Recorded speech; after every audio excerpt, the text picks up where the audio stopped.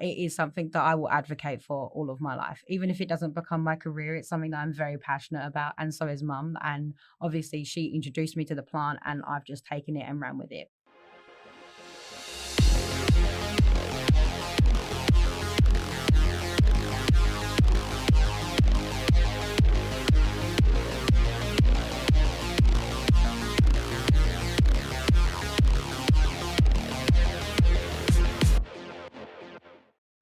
All right, welcome to the Aussie Ambitions podcast. I'm very excited. We've got guests here today it's going to help us with a topic I'm very interested to chat about, which is marijuana and cannabis in Australia. Maybe not a lot known about this, but we've got two people that are pursuing things, and we're here to hear from them today. So I'll just welcome them. Welcome to Kate and Molly Richardson. All right, so we've got Kate in blue, and she's the mum, and we've got Molly in white, and she is the daughter. Mm-hmm. So I'll turn it over to you guys to introduce yourselves. I'll say, Molly, tell us a bit about yourself. Hi, I'm Molly. Thanks, Scott, for having us once again. I'm just a content creator on the page that we've just started to do with medicinal cannabis in Australia. I get all information from scholarly backed articles, and I provide information about our physiology and how cannabis interacts with that, so the layman can understand it, and so can the science person as well. So I try and give it a broad range so everyone can find out the right information that they need to see. All right. And Kate?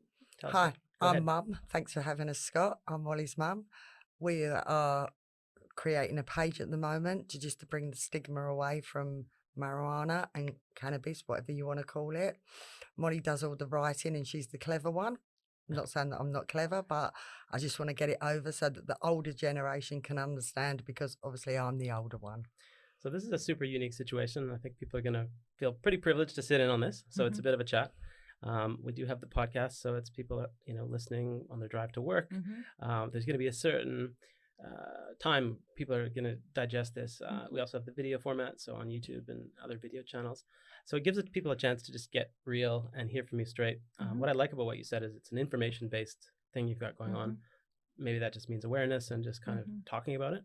And just to paint the picture, people probably don't know a lot about Australia to begin with, let alone the complexities of cannabis, right?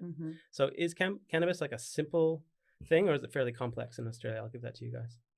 I'd say it's a very complex thing in Australia at the moment. We're moving into more of an age where it is becoming more accessible for the everyday person to be able to think that they can go and get access to medicinal cannabis. But since 2016, when we legalized it, there has still been quite a lot of loopholes to go through, and the expense of it has been quite high. The waiting lists are high and the waiting times are high to get access to medicinal cannabis. And that's the problem that we face a lot here, because a lot of people go to the black market instead of going to the doctors and get it clinically, because it's cheaper or easier to access on the black market. So that's what we're trying to do, is we're trying to get people to streamline into the right place so they don't get all of these things like bad chemicals put in it, and it's done in a clinical environment when you go to the doctors, because people think they can't get it from the doctors because they're going to get denied it. They end up going to the black market. So we want to make it ease of access for everybody. So it's not just available for one person who's got enough money or who's got a terminal illness. It's accessible for everyone. Okay. Yeah. So just throwing it back there'd be some perceptions, and I think you're probably well aware of what happens elsewhere in the world. But is there a negative stigma with being associated with this in Australia? Very much so. Okay. Maybe not in Australia. I just think as a whole, because like I said, I'm the older one. I'm 51 years old. Just give an example. My father thought if you had any form of cannabis, or wacky backy as he called it, that you'd then go on to using heroin. So we need to change the stigma around it. It's just a plant, and we need to change and see all the benefits that this plant also brings. Yes, it gets you high, but yes, there's also different parts of the plant that can stop epilepsy. I'd be here for weeks and months if I said all the goodness this plant does. So really, it's just about educating the people. Okay, there's going to be a lot of directions we can take with this, and maybe it's part one and we go into depth a little bit later. But so if we just start with the plant, and maybe we can look at some of the science and things. But so if we consider that, and then the term is cannabis in a bit more of a global term, right? Yeah. So cannabis. Clinically correct. Clinically correct? Yeah. Okay. So cannabis would be the plant. It's the scientific name, Cannabis sativa. Okay. Yeah. And are there many different types of cannabis, just to begin with?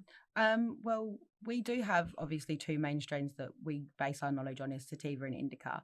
But from my heavy amounts of research, I've realized that sometimes the strain name is not exactly how it interacts with your body. So we have things on cannabis called terpenes, which are what gives it the smell. So what gives it your fruity, skunky smell, or your piney smell, or your peppery smell.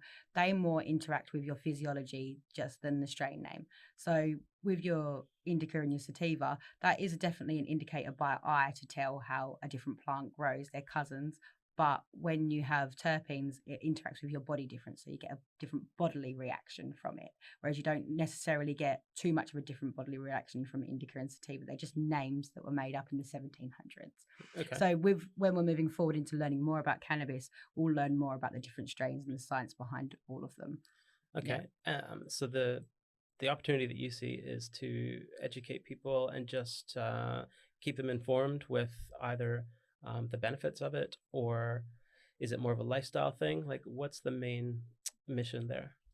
Well, for me, like Mum said before, it is to do with the stigma that's been surrounded by it. We've had almost a century's worth of misinformation spread at us, from being called devil's lettuce, from saying that black men would rape you if you smoked it. Like, there's been a lot of misinformation around this plant. So for me, it's more about just making the wrongs right and just showing people that that's not what happens and that's not what goes on. And even down to in Australia, we had a campaign just recently called the Stoner Sloth, and it was depicting that people were always asleep or always tired or always, but then there is a lot of people who are very functioning people who smoke cannabis in their everyday life. A lot of people who still work out, keep a job down, run a business. Like, the stigma against it is like the couch potato. You don't think that people can run a functional everyday life but still have cannabis in their life as well. So that's what we kind of want to get rid of as well. Yeah. Okay. Especially being a woman as well, because it's like more of a man's thing. Like, when you're a girl, it's like not ladylike to do that sort of thing as well. So it's kind of like you kind of just want to make it normalized for every gender, every generation, every person, you know? Yeah. Okay. This would be a question for Kate then. Obviously, I'm not sure where this concept and who jumped onto this first. Sounds like Molly's well across the science of and that. Is that something? Was that the order of things where she had an interest and then you supported her in this, or you've? No, okay, not at tell all. us about that. When Molly was a baby, from when Molly was born, she had really, really bad skin. She had really terrible eczema.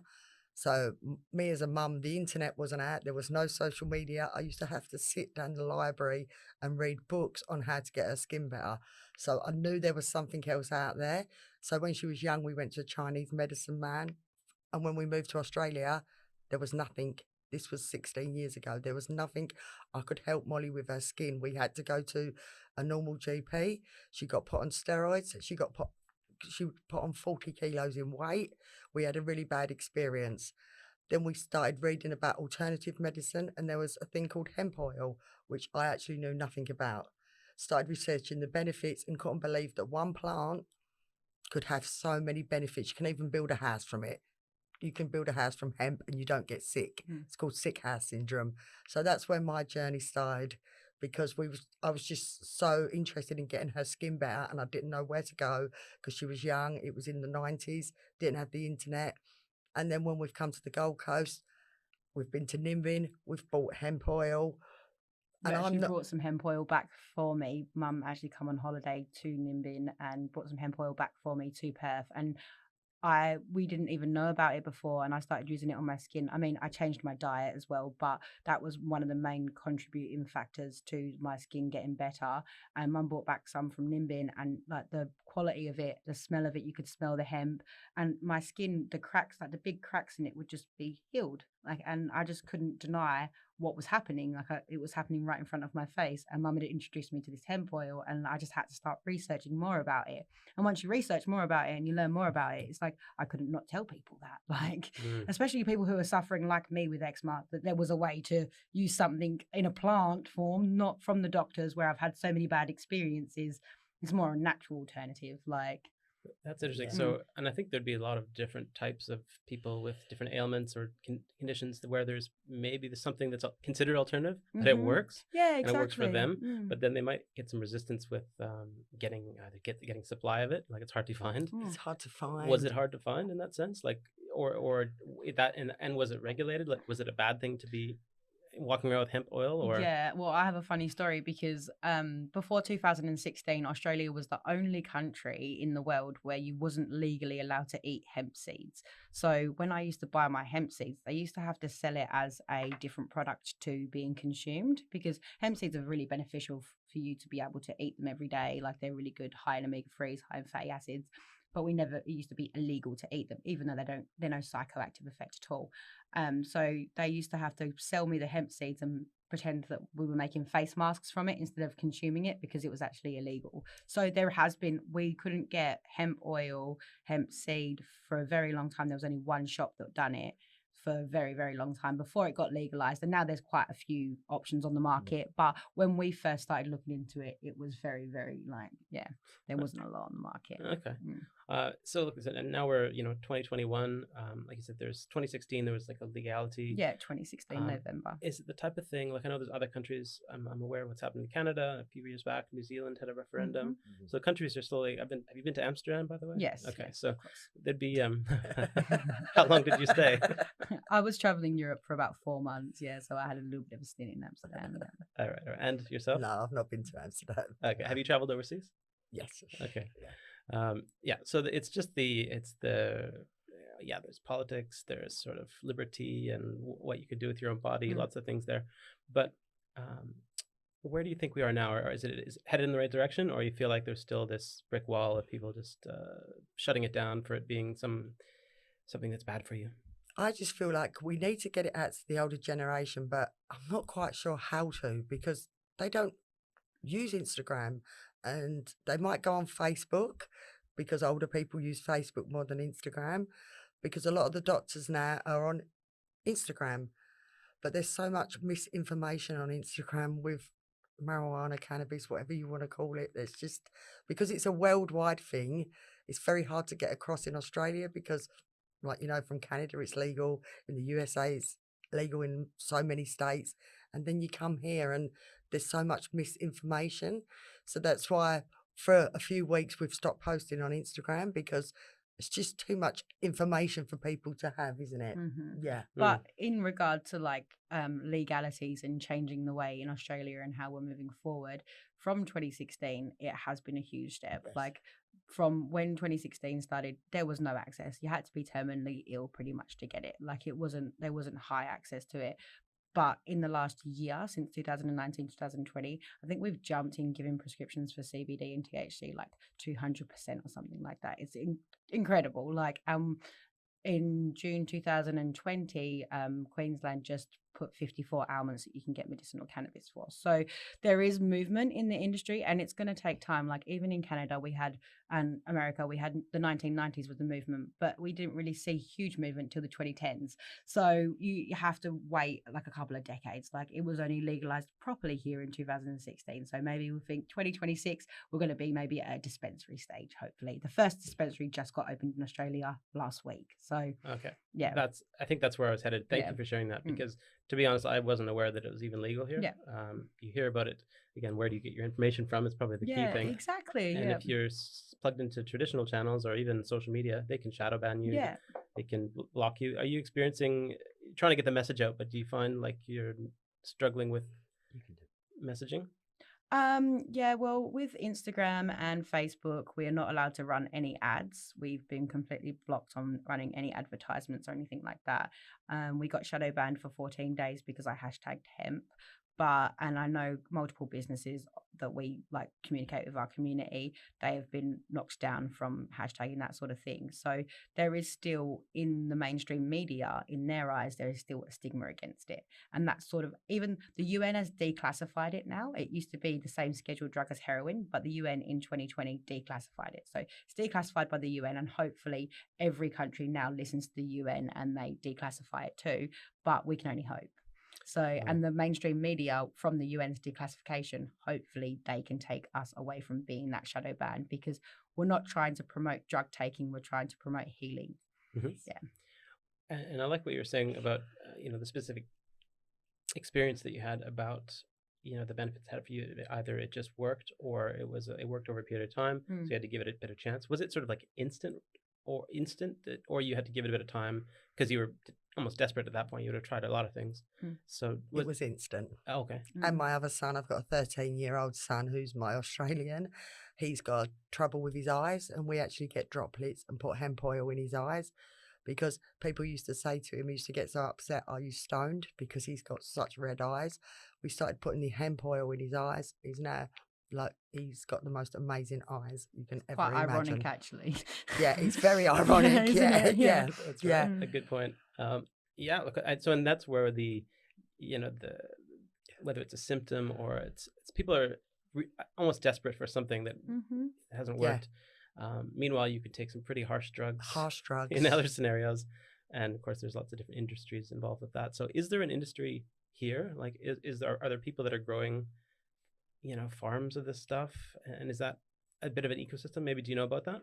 Yeah, there's a couple of farms. We have two in Brisbane. We have Cannabis and we have THC Global in Brisbane. They grow medical marijuana here in Queensland. Melbourne, Victoria has been a huge hub for the growth of it, and that's where the first dispensary actually just opened. It's called Astrid. I'll give them a bit of a plug because I'm so proud of them. But yeah, so we've got quite a few growing facilities in Australia. You are able to apply to be a grower as of 2016. So when 2016 hit, all of the companies even moved over from America and Canada and started setting up in Australia as well. They have sponsors from Australia who help them set up here. So we have growing facilities here. Yes, we do. And we manufacture medicine. We had to get a whole heap imported from Canada at the start because we didn't have our own growing facilities, but now we can do our own supply. So I'm pretty fascinated in the actual, I guess it's the, what is it? The cultivation of it. So it's basically nurturing plants, and there's stages of it, and it's some people take it. I mean, it's like almost art or caring for a live, live plant. And there's lots of stages. So do you get drawn into that where you would consider growing it yourself, or again, is that even legal? We don't want to get arrested. Is that even legal? You cannot grow. Well, you can grow one plant yourself, and you're allowed to grow one plant as far as I'm concerned. Not that we do that. We don't do that. We're just advocating the plant. So we're not quite sure. But with the application, yes, that was our original idea in 2016. That was our idea. We wanted to have our own growing facility. That was our original dream. But I spoke to a couple of people on the phone, and at the time it was a lot of barriers to overcome because of the Office of Drug Control. So they have, obviously I don't have a criminal record or anything like that, but they needed $1 million off of us. So we had 500,000, we didn't have $1 million, so we didn't do it just then. But it still is a long-term goal for us. In time, we would like to have a medicinal marijuana growing facility. Yes. That's interesting. That money. I mean, I can imagine there's barriers in place. I thought it might have been regulation, or we're only going to accept 50 applications per year, or there's some kind of way of controlling it. Yeah. But if it's a money thing, have you looked at, or have you seen anybody do any kind of successful crowdfunding in this space? No, not yet. No, I haven't seen anyone yet. It's maybe more. I haven't seen that in general in Australia. Obviously, overseas, the websites were built there. So people jumped onto Kickstarter and, because it's not so much crowdfunding. A lot of here, they release IPOs and stuff like that. So before they get on the share market, Burleigh Heads Cannabis released an IPO. So you could invest in them, but it's more investing in them rather than crowdfunding for them. Oh, interesting. Yeah. Yes. So you're saying that there is a publicly traded marijuana-based? There is quite a few, company? Yes. In Australia? Yeah, in Australia. Okay, wonderful. Well, that's, again, for people listening in or on YouTube, they want to jump on and look into deeper. I think that's what we're talking about, is access to information and just how available is it? Because sometimes searching for things, the algorithm will take you down a different direction. Exactly. With the plant, it's going back to the plant, you've got, I'm not an expert in it. I know what to recognize it, but you've got hemp, and then you've got seeds, and you've got the I guess maybe take me through it, but you've got the medicinal components, you've got oils and so on. Is there one thing specifically that you'll back? Is it the oils or creams? Well, that's what we're trying to advocate, the whole plant. That's why it's freeing the leaf, because it's the whole plant, it's the whole leaf. So we've got two plants, we've got hemp and we've got cannabis. They do completely different things as well. We've got hemp is non-psychoactive, so it's 0.3% THC most of the time. So it can't really do anything to your brain function or anything like that. And that's more used for agricultural, clothing, food, hay, houses, all the agricultural things. And then you've got your cannabis, which is more medicinal. So there's two different branches that you can go down. From a utility and using something like this, or somebody that doesn't use it, they think, oh, well, how would I fit that into my life? Not that they need to, but is there sort of like a direct replacement? So in the case where you wanted something to heal and help you with a condition, that worked and you couldn't find anything else. But is there like a decision to make saying, I'm going to use hemp or I'm going to use another substance? Like, is it so unique that it stands alone? Or like you talked about the seeds for nutrition. With like hemp and cannabis, it interacts with your body in a different way to any other medication, just because we have a thing called an endocrine system. And I don't know if anyone will know about that, but that's how your hormones distribute around your body. So if you've got like dopamine, serotonin, that's your brain neurology, but you've got testosterone, you've got estrogen, that's your endocrine, that will take it all around your body. As of 1992, we only just found out we have an endocannabinoid system. So the way that the plant works is it interacts with this system inside of your body and it keeps your body in homeostasis. So it's like just a balanced energy. So you can be endocannabinoid deficient, and most diseases come from being endocannabinoid deficient. The main endocannabinoids are THC and CBD, which can only really be found in cannabis. And they're the only ones. So it's like a key and a lock. So for the receptor, so you have a receptor for THC, you have THC. Is a key and a lock, but there's not much else that can mimic THC. It's a very unique substance to be able to interact with your body. That's interesting. I had actually seen that in some of your posts, and I had not heard of that before, in terms of that being, internal and it, have this mechanism. It does make sense that there's a lot of things unknown about the body. When you think about, biological nature of things and how things came to be. We don't know everything. So, no, we really don't. No. And I paid attention to when the U.S. was really getting onto the CBD oil or CBD as it was just much more accepted, and it has benefits to it, and it's not a high feeling. It's more of a wellness feeling, probably. Have you tried it yourself? I've never tried CBD oil. I haven't tried it myself, but that's like new age, because CBD's just come out now, and it's like power to the people, because it's been advertised in the right way. It's been advertised in the right way so people know the benefits of it, whereas the cannabis plant has always been put down. So now people are realising what's good for them. I should try CBD though. Okay. But when you say there's a dispensary in Melbourne, it sounds almost like, is that an actual shop, or is it So it's not a dispensary in the sense that you would think of as a dispensary as like American or Canada dispensary. It's still a pharmaceutical way to get it. So you still have to have a prescription and you have to go in there and you have to fulfill your prescription. But it's Australia's first natural alternative pharmaceutical. So they give you all of the natural plant-based botanical. It's not anything to do with synthesized chemicals or anything like that. It's all plant-based. Okay. Yeah. Part of the regulation, I can imagine, governments want to keep control of things. It's good that they've got locally grown options. They're probably keeping a close eye and partnering, working with them. But there is a criminal perspective to things, and saying, and on the media, there'll be like a drug bust of the week. And there'll be, if I'm not mistaken, there'll be marijuana. Yeah, of course. Yeah. And those are basically illegal grow-ups. Would that be what that is? Yeah, that would be illegal grow-ups. Yeah, because these the facilities that they use, they have to be very, very high on security. Yeah. And they have to be hidden, like you can't know where they are. So no one will ever know where they are, because even with people who were growing hemp out in northern New South Wales were getting their plants taken because people were thinking it was different things. So obviously they have to have all big signs up saying this is non-psychoactive. You're not going to be able to get high off of this if you steal it. So you still have that criminal activity like in any industry, but like obviously there is a more clinically right way to go for it at the moment, and we're so lucky to have that in Australia because we've never had that before.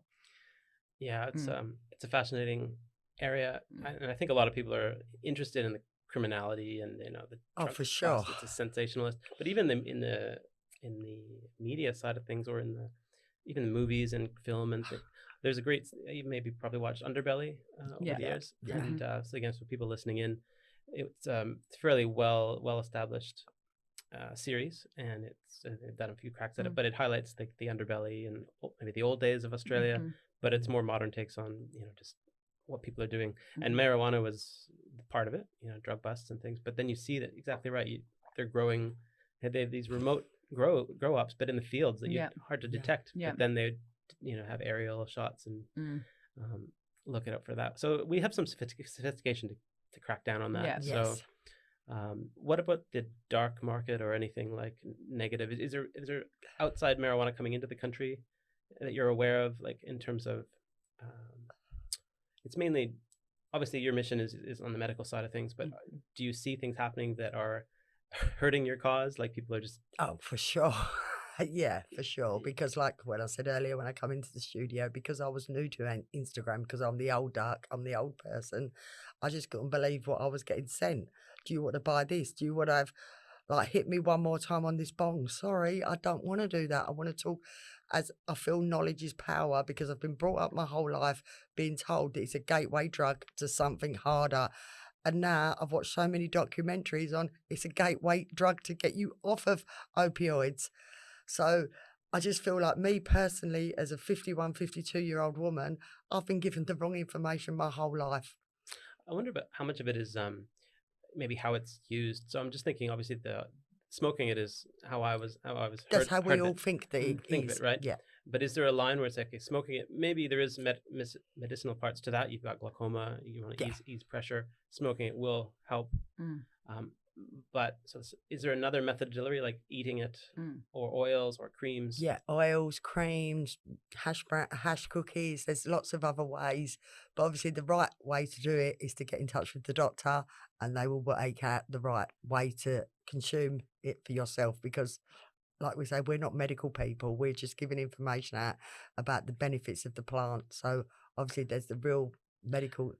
And it really depends on like how you tolerate weed, because everyone else has different metabolisms, and you have a metabolism for THC and you have a metabolism for CBD. So everyone has that metabolism, and some people's metabolism runs through THC a lot quicker than other people's metabolism, and the same with CBD. So there's not sort of, you can't really say here is one serving of weed and this will cure you, because you have to really look at the physiology and then work out what administration method is right for you, because someone might be right with CBD oil, but then someone really might enjoy an edible, or someone, because when we're getting released in February 2021, we're allowed to buy over-the-counter CBD, and that's getting released in a pill format. That's not in oil. So that will be in a pill format, in a 30-day pill format, when it gets released eventually. So there's so many different methods. We're just gonna have to find out the right one that interacts with your body, just like every medication, just like every drug, just like coffee, just like Coke, just like everything. So you have to find out how it works for you, and you pick your right option, because there is so many different ways of administration. Well, it's interesting to get you on now in this time, if you're really saying 2021, because like you said, it would have been a long time coming to get to this point. And now we just had a chance to connect with you and hear from you, and other people are then having a look inside Australia. That's the whole idea here, is to give people a look in. So interesting where this is headed. Yeah, exactly. The only bad thing is that as of February 2021, we are legally allowed to buy over-the-counter access to CBD without a prescription. So you can go into the pharmacy, they might write your name and take your driver's license down, but you can buy a month's worth of CBD for yourself without prescription, without no barriers. The only thing is, at the moment, the TGA, the Therapeutic Goods Administration in Australia, don't actually have any applications for over-the-counter CBD. So in February 2021, there's a gap there for something to be released, but we don't know if we will see something over the counter yet, because of the approval process with the TGA and someone actually bringing it to Australia. So it's legal, it might not be there. That's the thing. That's the thing that we're battling with at the moment. Yeah. Interesting. I know, again, highlighting some things about Australia, they've got shows, and they've got border control. I think they show that overseas, so people might be able to look that one up. They're always highlighting people trying to put it in their suitcase and so on. That's still illegal, if I understand. Yes. You're not to be moving it around. No, it's not. It's not Canada. Even then, I'm sure that you're not to be taken across borders of countries via US. I'm not sure up to date on laws, but again, people can comment on that. But in Australia, to be walking around on the street, do we know about the decriminalization of it? So if you were to have possession of a certain amount? Yeah, well, in the ACT, you're allowed to have 56 grams on you legally, and you're allowed to grow 2 plants legally as a recreational benefit. But here, we're not allowed to possess any without a prescription legally. So ACT is Canberra. It's ACT is it's a very small population, probably. New South Wales are moving towards, hopefully, making it more recreational legalized, but we're not sure yet. That's not solid. Don't take that and go and walk around in New South Wales with stuff on you. No, but we'll try. They're trying, because obviously Australian Capital Territory is a territory inside of New South Wales. the borders are inside of the state. So Yeah. New South Wales do have a little bit more progressive laws to do with it as well, like, and a lot more clinical trials go on in New South Wales for the like research, because that's what we need. We need more research to be able to say to the doctors, this works, because if we don't have the research, we can't have the proof. I like that you said that, because I was picturing when you're describing that doctors could prescribe it, I'm thinking if I went to my local GP and said, you can angle for it and say, come in prepared as a patient, but do you think that the practitioner would actually feel comfortable recommending it, or are they educated enough to say, oh, well, we've got access to marijuana, you might want, or I shouldn't say marijuana, cannabis? Do you think doctors are ready to start prescribing it? Yes. Okay. Because you can just ask to be referred to a medical cannabis doctor. They have to have specialized training in cannabis. Oh, so good. it's not just a normal doctor. They take a specialized course as a doctor to be a medicinal cannabis doctor. But we are connected with quite a few doctors on Instagram that are purely for that. So there is ways and means that you can find a doctor where you could feel comfortable talking to it. So it would be a recognized doctor, the clinically medical doctor, but they happen to have a certification or a specialty to be informed, and I think that's a good thing. Yes. And so there's a program. Is that part of your outreach? Obviously, there'd be a professional outreach. Where are they getting their information from? Who's running these kind of doctor-related information? Is it? There would be universities that run the course on top. So you do your postgraduate degree, and you do it after your graduate degree. So you do a postgraduate degree and you put it on top, and it's sort of like a 6 to 12 month course that they put on top, and they have to go through that. There is so much information for it. They've taken, they've not taken it out, but they've never actually included the endocannabinoid system in medical school because there's not enough room for it apparently in the course. So obviously it was only found in 1992, the same year that I was born. So obviously the times have got to change so we can learn about this, because it is part of our body. Like that's what I'm trying to promote. Like that's what's got to be learned, and that's what these doctors are learning in this university course, because it's not in the normal one. All right. Yeah. That's super eye-opening, I think. And like some of the things we try to highlight are opportunities and maybe gaps where people can get involved or make a difference and this kind of thing. So that's one where there might be some doctors going through, and I think perhaps I should take this on and just be informed. And if that's the way, there's an area to help people in new ways, that could be definitely it. And we find as well, me and Molly, we really wanted to just give knowledge, because knowledge is power. And we wanted to do a course because myself, I just wanted to do a course on cannabis, marijuana, just to say that I had the certificate, because in Australia, certificates are everything. There's no actual formal education that people can do around the plant. So you did a course? No, there isn't one, Scott. There's nothing. You have to go to America or you have to go to Canada if you want to get like a TAFE course on this plant. We have tried so hard, but we're going to end up getting an online course from America, but nobody's going to recognise in Australia. Yeah. So we've even thought ourselves of running a recognised RTA course on all the information that we've learned, to give the right information out to people, because there's a lot of wrong information going out there to people at the moment. Okay, well, there you go. Well, and that's an important point. There's a lot of tools that you could actually create your own content, and then maybe it needs to be run through the Australian system to get approved. But to get approved, just so that there's the right information being sent out there, because everybody's having the same problem, like with Instagram. Like as soon as you put in anything, like the slang names, what you come up with is, oh, this made my eyes pop out of my head, some of the things I've seen. Yeah. I like that you brought up some of the different parts of Australia. You mentioned Canberra and ACT, where it's you can have possession of it. New South Wales has a different feel. Queensland. So you're recently in Queensland. Like, how long have you been here? We've been in Queensland for nearly 2 years, and we was in Perth for 15 years. So Perth from good old WA. Yeah. And is there a different feel? Like, I can't even explain the difference here tell the Goldie to Perth. Tell the people, the listeners out there, like the feel again. People, I've traveled to Perth, so I get an idea. But you've lived there for a long time. What's the difference? Obviously, coming from London and then going to Perth, the whole of Perth is like a small country town. Because I love Perth, it's beautiful, but the population is so small. So when you come to the Gold Coast or to Brisbane, there's more people. There's a lot more international people. So everybody's views are different. They have different views because they've been subject to a bigger, wider world, whereas a lot of people in Perth haven't even left the state because it's so expensive to leave the state. Yeah, I was almost clinically depressed in Western Australia because of the isolation. I feel because it is the most isolated city in the world, you honestly do feel that there. There would be times where I would sit on the beach and it would be 5 hours and I wouldn't see a person. And that really scared me. As much as that sounds lovely for someone as like an island holiday and you're out in the Pacific, like the Indian Ocean by yourself, lovely, but it's actually quite scary because there's no eyewitnesses to anything. So if I got taken, there would never be anyone to see me get taken. There wasn't much of a young person scene. Everyone was retiring. So it was just very like sort of a family vibe, like in Perth. Like, and especially we were from 60 kilometers south of Perth. So it was sort of a country town and it was very, very boring. Like very isolated and very boring and very windy. And so and you had been there till like early 20s, right? So ish, or mid 20s even. So, and just to paint the picture, they, with the whole border restrictions of traveling with what's going on, they've continually take a hard line. Don't. And everyone has an opinion on it, but they're pretty clear that they're going to shut them down. But the West Australian citizens love that. They really support that. They're very, I used to call them tunnel vision, narrow-minded, can't quite see peripherally because it's like it serves us and it serves us only. But it doesn't serve the country because there's a lot of people who need to get into that state. It's not just because we're a country, we're not divided states. We should be one whole. Okay. Yeah. Well, I mean, a lot of people could relate in the sense that they may be born and raised somewhere, and then you get an opportunity or enough's enough, and you decide we're gonna go and do something different. So you would have made that call. Yeah. Whose call was that?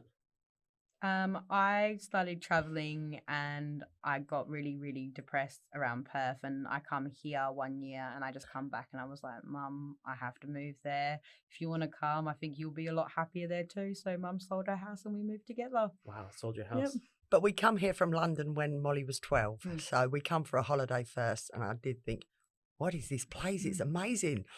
It's absolutely amazing. There's people just on the beach. It's just so happy, obviously, coming from London, that is all dull and concrete jungle. Jungle. And then I chose Perth because it was cheaper. Okay. Computer should have said no to me because the Gold Coast is the best place in the world. Wow. All right. So you're happy being where you are now. Definitely. Oh yeah. And you mentioned, obviously, you're tying on lots of things here. There's lifestyle, so you're probably living a comfortable life. Actually, how is your regular life? What do you do every day? Well, we just at the moment we're obviously researching for the page and promoting that, but we do yoga. We keep ourselves aligned by walking a lot. We do trades on the stock market. We research cryptocurrency. So we do a lot of things. We keep our minds very active. I've always had a sort of thing inside my body where I'm like, I just always want to be learning. So we're always learning about a new subject. Like maybe it's physics, maybe it's astronomy. We're always learning something new. But to have a partner to learn with is just 10 times better because you can say your ideas out loud. It can get put back at you and then you can see if it's the right one. And Mum's the best researcher ever. So she'll research and I can get all the information in and put it out. So yeah, we're together pretty much every day, but we keep ourselves very busy. Wow. Yeah. And then just on the cannabis front, is there something that you take on the daily? Like, is it, is it still with skin cream? Yeah, we're not medically prescribed cannabis at the moment, but I use hemp oil in my everyday life. I ingest it. We eat hemp seed. I put it all over my body. I do baths in it. I make skincare. Bombs. Make skincare out. I make everything out of hemp oil. I have one in my bag at the moment actually because I carry it around with me because if my skin gets dry, it's just there you go. You got your oil. So it is something that I carry with me every single day. And we're quite close to Byron Bay, which is in northern New South Wales, just on the border, and it's probably an hour and a half from here. So, is there something special about that place related to the lifestyle or a bit of the free spirit living? It just feels, Byron Bay just feels amazing whenever we go down there, and it's actually built on rose quartz energy, Byron Bay. It's just, it's just the most amazing place to be. The energy there is just great. We often take days out down there, me and Molly, because all I ever try to say to her is, because obviously everybody in life gets confused. And all I keep saying is knowledge is power. If we keep learning, because Molly and myself, we don't want to sell stuff. There's enough stuff, as it's called, in the world. So we're trying to be conscious entrepreneurs because we don't want to con anybody.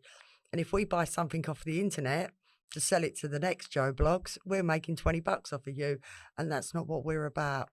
And so I'm trying to teach my daughter that it's just information, and hopefully the right thing will come for us out of that. Because like the world does work on a lot of privy to information. Like in the case of like Aaron Swartz, you have the internet's own boy. He created the RSS feed and he downloaded 4.5 million journals from MIT and got federally prosecuted because of that. And I just believe information should be free. Why should it be? If you go to this university, you can see this scholarly article unless you have $70 to pay for it. The information should be there for everyone to see, because my brain is no different to your brain. My brain's not more privileged than your brain to receive this information. It should be worldwide knowledge. It shouldn't just be I make money off of the knowledge that I provide, because that's where we've got to this place where no one knows about stuff in the first place. We need to be Everyone has to have it. It can't just be one person has it, because then we don't evolve as a conscious community. We evolve as one, whereas evolving together is different. I'm glad you mentioned it. We chatted about that before, but the idea of conscious entrepreneurship or conscious entrepreneur, I hadn't heard of that before. Is that something that you feel that just comes naturally for you, or had you seen that from some other? That was just a word I made up before. And it was just, I think it's just because Mum and I have talked so heavily about being conscious and having moral ground and having a moral compass. And it is great to empower people by having their own business, but you're also empowering people to make money off of other people. So it's sort of like con artistry. And it's sort of, in a way, I love making people feel good about themselves and saying that you can do this and you can earn your own income. But then I think, what about the person that bought their product? They're not earning their own income, but they've worked a very long time to support this person. So it's still creating the class structure that we kind of want to get rid of. Yeah. This is getting good. Yeah. And this is meant to be a bit of fun. I really appreciate you helping share this kind of stuff, because again, it is information, and these kind of platforms generally are free. And if this one doesn't get views on Facebook, well, we're gonna find another way to get it out. Yeah, exactly. Or the YouTube, or you go direct. We'll just keep on talking. Absolutely. But these are channels, and it's just to empower people to know like who's in charge here. What do you think is the best way to reach people or control the flow of information? So is it having your own website, and that way you at least you own that own space, or even that is that at risk of being buried somewhere? I think the website is a more like solid way of going forward, and that's what I'm working on at the moment. I'm working on our website because Instagram and Facebook can just be shut down with the shadow bans and the red flags that go up around it.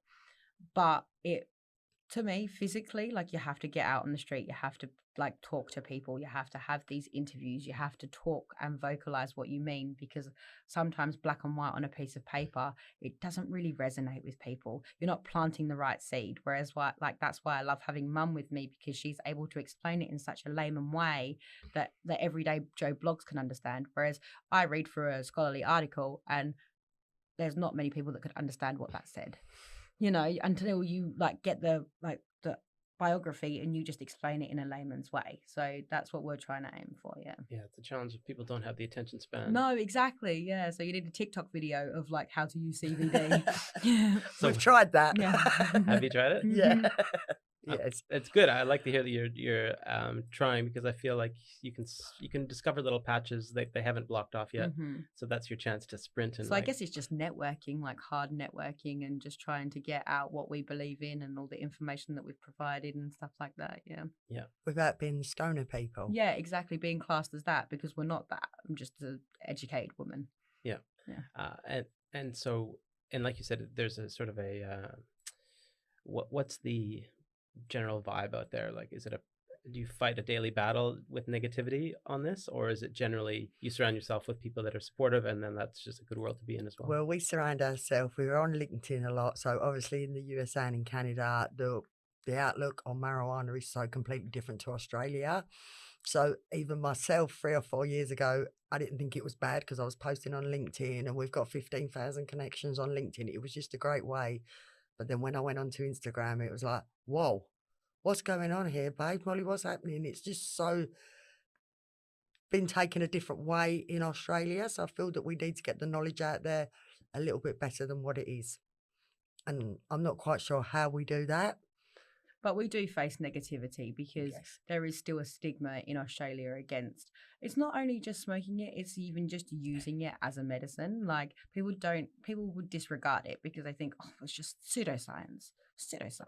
But it's not pseudoscience. It's actually been scientifically proven we have a system inside of our body. So there's got to be a shift in the information that's provided because there is not the correct information out there. And that's why we face that negativity, because I constantly get asked if you can get high from hemp. And that's just like, because I've done so much research, in my mind, it's like ridiculous to think that you could get high from hemp. But they're just learning their journey. So we have to explain to them from the very, very start what happens with this plant and how it interacts with your body. It's so different. Like it's so much, it's complex, very complex. Well, it's good that you mentioned that there is other, networks that are maybe a little bit more, is it progressive, or they're just further ahead in time, basically, the US, Canada, they've done their thing. I remember times when over there that would have been, same thing. Same thing. Look at you funny. Like, you talk about it in high school. When I grew up, people were like, oh, there'd be the radicalists. They'd be like, oh, well, let's vote for the medical marijuana party. And people were like, are you real? Now, and there'd be sort of this group that people would, they keep at it though. And eventually, amazing that it finally did take place. And now people are going to, it's got that similar Amsterdam feel, from what I understand. I haven't been back to, but that's still like 30 it. years, like 20, 30 years down the line. Even my son, his name's Sonny and he's 13. He said, please don't show my friends your page, Mum. I went, what? What do you mean? Now I'm trying to get stickers. And that almost made me give it up because he's my little brother. And I didn't want him and his friends to feel a certain way about me and what I do. But I kept on going with it because that's what I'm here for, to advocate destigmatizing it. So if I gave it up, I'm just giving in to all the pressure.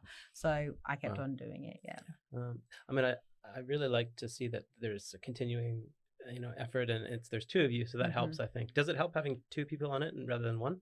I don't know how one person does it on their own. I really don't, because Molly does all the posts and puts everything up, and then I might be making the dinner and I'll have a quick hashtag in there.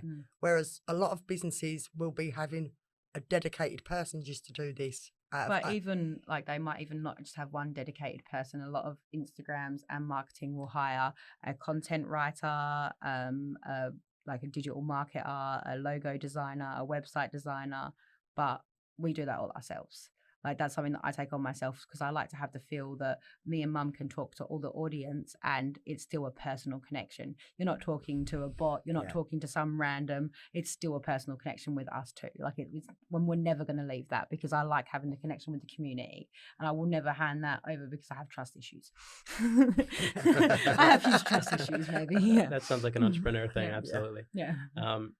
One thing that comes to mind is an element of like activism and just being like, do you find yourself being activists in other areas, like save the whales, or I don't want to be cliche, but are there other areas that you're passionate about? I save it in my heart, because people who go out and be activists, I find that you're always on the backbone of everything. If you have it in your heart, I'm a vegan, but no one would really believe that I'm a vegan. My friends say, I didn't know you was a vegan, Kate. I don't need to tell you that I'm a vegan because it's in my heart. So if there's something that I'm really specific about, I will mention it, but I don't want to get into any arguments or any fights with anybody about anything. And that's what activism causes. Well, I always say, like, I don't know, because no one knows anything. Like, literally nobody knows anything, because it's all opinion based, because nothing is really, really proven if you think about it in like physics, because Albert Einstein's theory could be completely wrong. We don't know. It could be wrong. Like there is a minute little thing that could be wrong. So I don't really know. So if you go into like life with sort of like that outlook as I don't know, you end up getting a lot more pieces of information without saying like, I know. Like, obviously, I'm a very sustainable person. I love the environment. I hate rubbish and all that jazz. And there is a big debate on climate change. Like, is it a hoax? Is it real? Like, blah, blah, blah.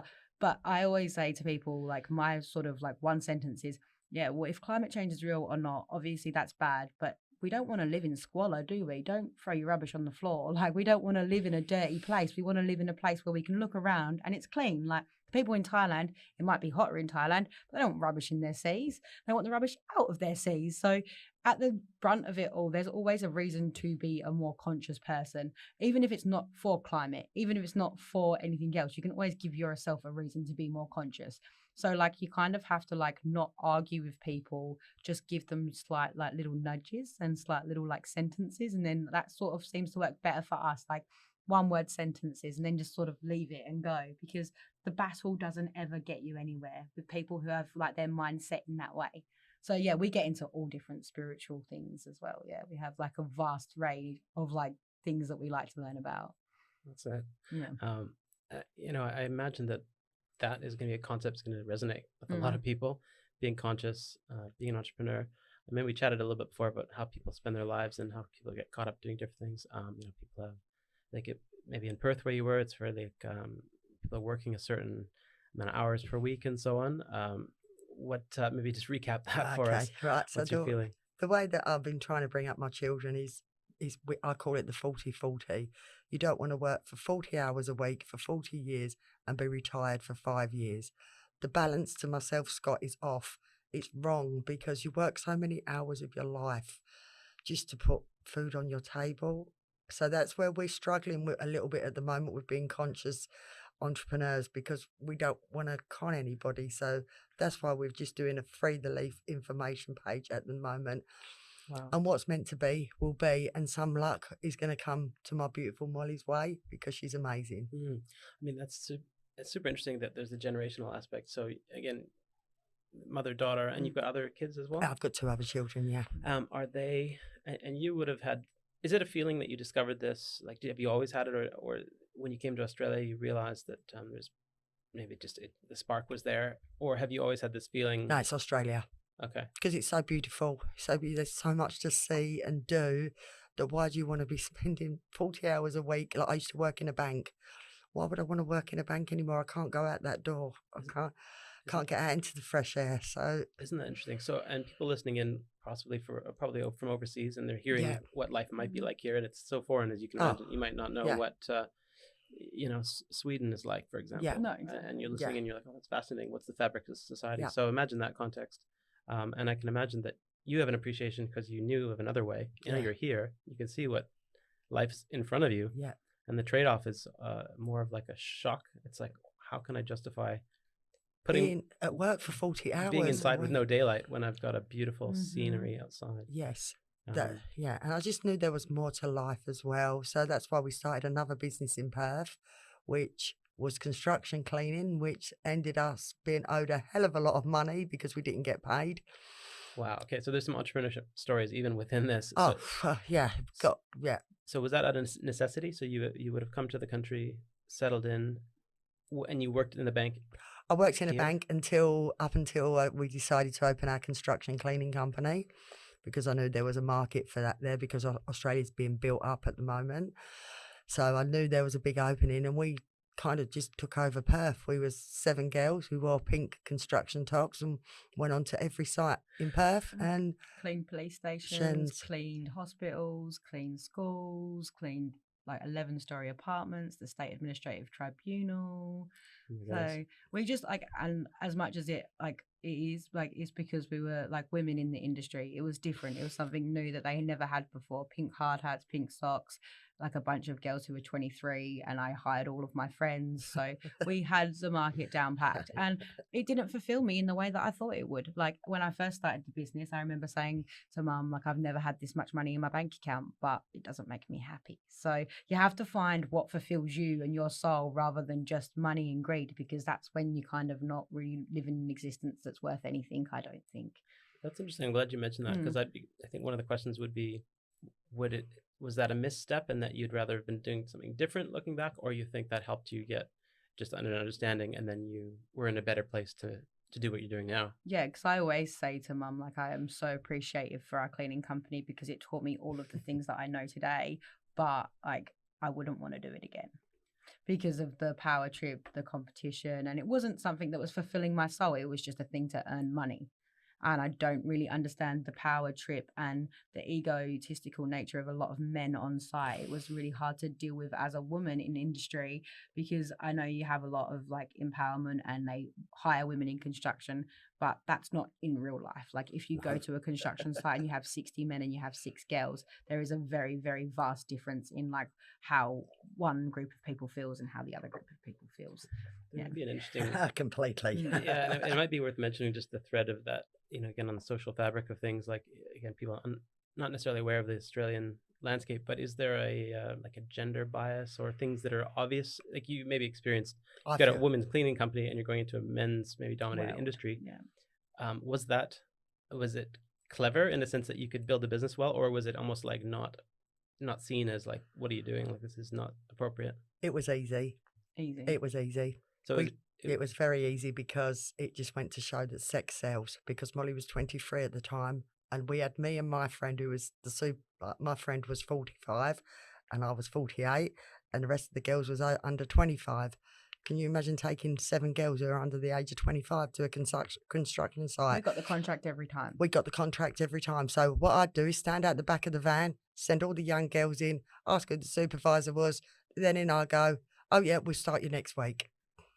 Wow. And you knew exactly what you were doing. We knew how to win it, but then getting in there was just crazy because none of the men listened. No one listened. Nobody. The supervisors wouldn't listen, and it was just I got shouted at quite a couple of times, and at the time I was like 24, and it was a guy who was 45 plus standing over me, pointing at me, because I'd developed an app to try and like tick off jobs, and then I'd showed him and he told me that I couldn't use that, and there was nothing to do with him that I couldn't use it. It was my business, so I could use it, but he was over me, shouting at me and pointing at me, and all the other men on site was like, that was inappropriate. But obviously because he was used to so many men being around, he just treated me like one of them, whereas like he should have had that respect because I was a woman, or you should have that respect for people in general, because you don't talk to people like that because it's morally wrong, like that's a pretty vivid experience. I'm sure you remember it clearly. I would have expected respect for even just the entrepreneurial aspect, exactly, knowing especially who you are. Employees are perhaps different than the owners and the founders in terms of their, the stature and who came up with the idea and made this happen. In the end, it's helping people, or it's meant to be helping people. Yeah, exactly. So it's the same saying, isn't it? Treat the CEO the same as the janitor. Yeah, literally, because that's what we worked for our business. So we went to work with the employees. We were never the bosses that oversee everything, because we are a little bit we have a little bit of empathy in our body, and maybe we feel a bit guilty, but we was constantly on site with everybody because we wanted to make it that common ground with everyone. Like the janitor is the same as the CEO. I may be the boss, but I'm also a cleaner. Like, it doesn't matter. I take on every role because I'm not stuck to my director role, because that's my, I can recognize my privilege at home. I don't need everyone else to recognize my privilege. Do you see what I mean? Yeah. Totally.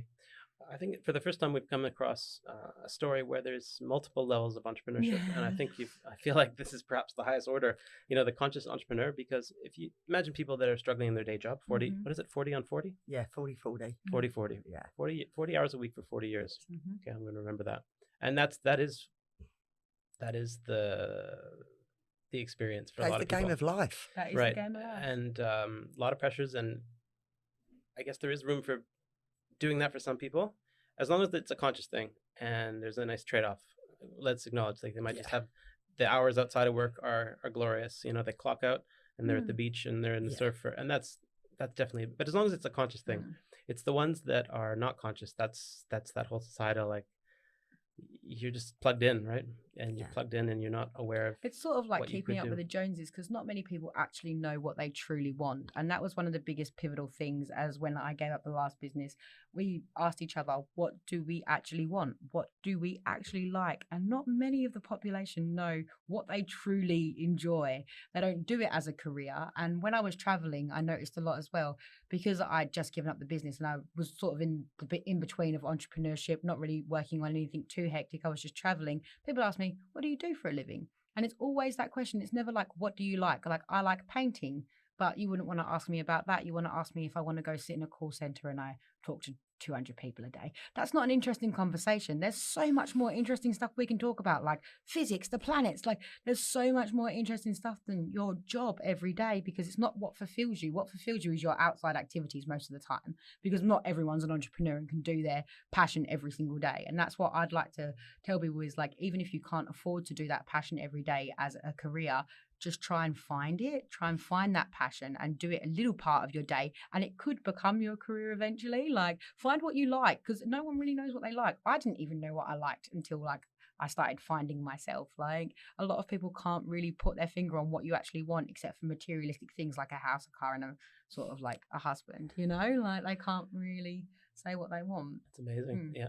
I mean, I think you're presenting that, and it's, I think people that are proactive can chase that down and try to wake themselves up and realize, exactly. I'm not that happy, and I'm frustrated, and maybe I'm depressed, or there's something that's not quite right. And a lot of the guests we're having on have had those moments. So I think that's that. Where I come from a lot of this stuff is that, the technology is a lot happening there. We may not have a choice soon.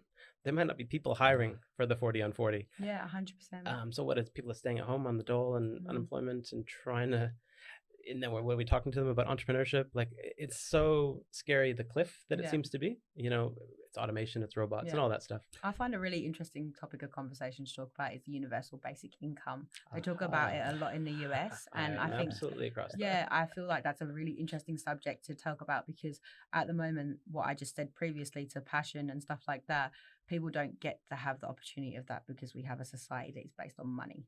So you have to earn money. You might not be able to find your passion if you don't have the money. So there's your privilege. So if everyone was given the basic income that they needed to feed themselves and house themselves, then we might get a little bit more creative with entrepreneurship, evolution, technology, like as a community in the world, like as a civilization, like we might evolve. I followed the Andrew Yang campaign pretty closely in the US. I absolutely followed. I was just glued to everything.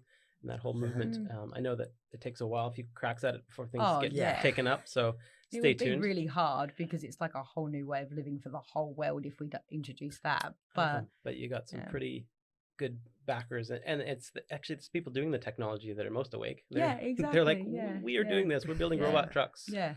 Like in Silicon Valley and stuff like that, even down to like with Free the Leaf, obviously that's medicinal marijuana, but I focus a lot on like lots of natural medicine. So psilocybin, like the amount of like magic mushrooms that are being used in the US, Portland, Oregon has just legalized psilocybin for like medical treatment. So there's going to be a lot of destigmatization in the next decades to come for a lot of different plant-based medicines. Yeah.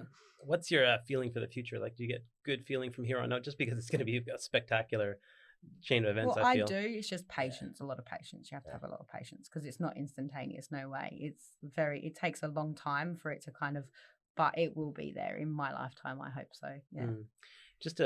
We'll be conscious of time and keeping, we can probably have you back anytime to chat about things. Exactly. But you just mentioned about the way things are here. We don't have a universal basic income. There's been some government subsidies to help people through this tough time for the years. Businesses get some support. So I feel like they've been pretty organized, but maybe just the general feel. People that are people unemployed? Are they looking for work? Is it, what's the balance of people out there at the moment? Well, my balance is there's a lot of casual people, but I can't talk about the rest of the world because I don't live in the rest of the world. But I just talk about Australia. There's a lot of casual employees, and I feel that a lot of Australia, you don't get a chance. You have to have a ticket, or you have to have something else to work there. But my opinion is I'm actually worried what's going to happen after the JobKeeper, because we have no international people. And as we all know, Australia is such a beautiful country, but we've not got a very big population. So we need to show the international people, how beautiful this is. And people don't know the statistics. Like our country population is going to decline this year by 7%. Wow, okay. Australia's population is going to decline by 7% this year because of our international migration rates. Not a lot of people know that, and not a lot of people are taking time to think about where we're going to grab our economy from, because we've got no international arrivals anymore. Whereas there is only 4 countries, last time I checked, in the world where the citizens can't leave, and no one can come in. It's Lithuania, Uzbekistan, Kazakhstan, and Australia. So what do we have in common with them 3 countries? We're not like them countries at all. So I'm so grateful that we're so safe, but it does scare me a little bit because we have such a low population with our economy. It does scare me. We have a huge amount of resources from mining, but that is not going to keep us afloat. That's not going to keep the everyday Joe blogs down the road in a job. No, because the mining sector has its own thing going. Yeah, and that's right. So just to you mentioned JobKeeper is a government program that essentially it's buy you a bit of time, employers get a Well, they get money, don't they? a refund, or yeah. they get they get money that you can then keep people on. So you're not. Yeah. The instinct is if you've lost customers as your business, you could hold off on firing people, Yeah, Mhm. but employ more people They because can we're employ going. more people as well. and they can bring people on. Mm. Okay, but that will stop, and now they're trying to transition out of that, and they're now they're calling it temporary. It was always temporary, so they're really choosing their words carefully. But yeah, of course, any country can't pay for these kind of No, subsidies on. and that's what stops Molly and myself starting anything to sell anything, because at the moment there's so many things within the cannabis industry that are being sold. There's like hemp straws, there's hemp t-shirts. Fens have got a great new range out of hemp clothing. So do we want to add more stuff to that? Yeah, it's sort of like the other day I was just walking down the Esplanade near the beach where I live, and I looked in front of me and there was 3 girls and they all had logos on their like workout shorts, but the workout shorts were the exact same design. One was Reebok, one was Lorna Jane, and another one was another workout company. But they were the exact same shorts. So if we just, I know it's very communistic to think like that, but if someone does a good product, we should just empower that product because it's a good product. Don't try and compete against it and put your logo on that product, because the idea of business, like there isn't anything new to create. You can only better something else. Don't copy something else, better it. If you're going to do something, make it better than the last one. Don't just copy it and put your logo on it. Just see what I mean? We don't need that much mass production anymore in the world. We have enough stuff since the Industrial Revolution. There is like lots of stuff in the world, like very lot of novelty stuff as well. Like it's amazing. It's it's sustainability, but in a new way. And I like that thread of conversation. It's But they call it sustainability. But if anyone was to walk around their local shopping centre, how much clothes would we need for the rest of our lives? Like me personally, I know I've got so many clothes in my wardrobe. I don't need that extra top when I go to the shops. So, and you see something in the shop that'd be sold for $40, but the next day they'll have a sale and it's $12. I don't really understand how that shop assistant working in there might have bought that top that day, but she's had to work 3 hours to get that top. To me, that's my opinion, though, and that's where I think that's the conscious entrepreneurship, and that's how it comes into it, because you have your empathetic body as well. So you have your guilt conscious body that you don't want to con people anymore, and you don't want to use psychology and marketing to make people want to buy that stuff, because there is a lot of psychology used in marketing. As much as we are not even aware of it, we have associations with things like certain sounds, certain colors, certain words, certain catchphrases. We have associations that make us buy them products. And I feel like in the new age, when we're shifting in sort of 2020 has been such a weird year, and 2021 still weird, but going to get better and clearer moving into the future. I feel like we've just got to be more honest, because trying to manipulate people to buy your product, it just seems like a big con. And I feel like the age of the con has to be over soon, because otherwise we're not going to grow as a conscious collective together. We're just going to grow apart, because it's competition and it's like divide and conquer, and it's what they always wanted. Yeah. Okay, it's been a great perspective. I think, again, for people just to think, did everyone think like that? I mean, that's a fresh perspective, and I definitely like that that's been put out there. So I give that an open invitation for anybody listening to jump onto that. We'll try to keep the conversations going. And look, we've covered a lot today. Yeah. Just in terms of next steps, and we'll follow your journey from, say, like a year from now. Do you think you'll be at a point where you've got either a bigger audience, or how do you measure, or do you actually measure your progress? Is that something that you do in your life to know where you are? Or have we got another follower? Have we got another follower, Molly? Have we got, that? And then in the end, we just thought, let's just do it and see if we don't get any followers, it doesn't matter, because we enjoy what we're doing. So, and the algorithm, I can't even say the word sometimes. The algorithm on some of these platforms is just so hard to get across. Yeah, but this is a mission. I get a sense this is a long-term mission. Like you found a space that it's a very good contribution. We normally work our lives a lot by like flow, not force. So if it ever feels like it's being forced, you stop doing it. So like you don't want to get sort of like ambition is great, but you don't want too much ambition, because you've got to have a correct balance of everything. So with the page, we're just letting it flow at the moment. I'm creating a website. We have a plan. We might release a digital magazine this year. That's something that I'm looking to work on to like make us more serious.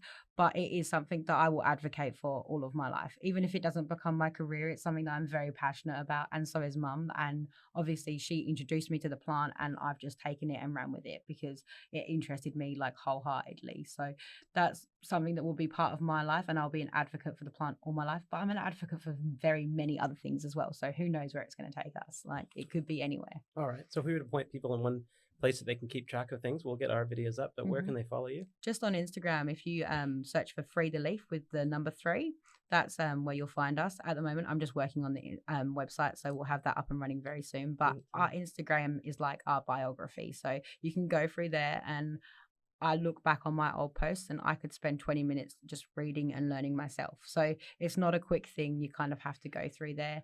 We're on LinkedIn as well. Like, we have our joint LinkedIn. So we're Kate and Molly Richardson. We have quite a big following on there as well. So you can find us via LinkedIn as well. Wonderful. Kate, thank you very much for coming. And Molly, thanks for coming. Really appreciate your perspective, and love to have you back anytime. Guys, add to the comments if you have anything to add. We'd love to monitor this thread of conversation. I find it super fascinating. Thanks very much. Scott. Thank you, Scott. It's been wonderful. All right. It's been such a pleasure. Wonderful. Thank you. you.